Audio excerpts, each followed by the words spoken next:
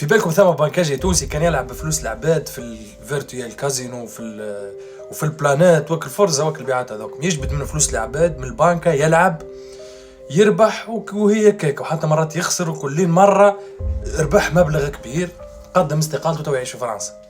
تو تونسي يعيش في فرنسا كان بنكاجي شد مبلغ كبير كبير كبير في تونس بفلوس العباد. خاطر هبطت الفيديو القديم اللي ثم امرأة سرقت الفلوس اللي حكيت لكم عليها، وزيد كيف الاسبوع اللي فات ثم تونسي سرق الفلوس، ثم تونسي كان يجبد من البنكة ويلعب يقمر بفلوس العباد لين شد مبلغ كبير. قال وصلت مرات هو يحكي روا نجم نبعث لكم في الخاص الفيديو.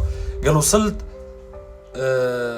وصلت يعني خسر فلوس العباد ترهن وباقي يجبد لين رجع فلوس العباد وربح المبلغ اللي يحب عليه، اللي هو يخوله باش يخرج لبرا ويعيش معناها يعيش لبرا ترانكيل وما ينقصوا حد شيء. مبلغ محترم باش تشوف يعني هذا هو امن الدولة. هذا هو امن الدولة، هذا هو العباد يلزم ما عادش ثم ثقة في حد شيء، لا في التعليم، ثقة في الصحة، ثقة في البنك. كيما هذيك هي كيما تعطيش ثقة في المؤسسات هذوما، فاش تكون باش تعطي ثقة وكيفاش باش تخلق الثقة في البلاد.